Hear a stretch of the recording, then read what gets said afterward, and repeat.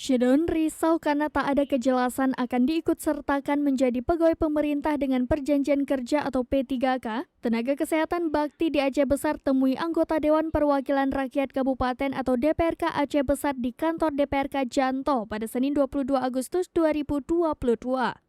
Dalam pertemuan tersebut, tenaga kesehatan bakti itu untuk menyampaikan aspirasi dan menanyakan kejelasan tidak keikutsertaan pada tes P3K.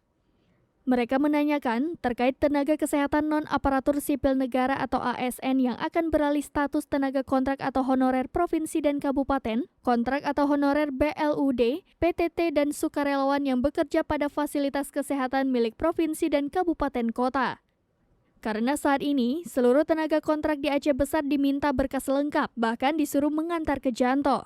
Sedangkan para tenaga bakti tidak ada arahan apapun. Terlebih, mereka yang hampir 15 tahun mengabdi di instansi dan hanya dibayar Rp200–400.000 rata-rata kerja selama 1 bulan.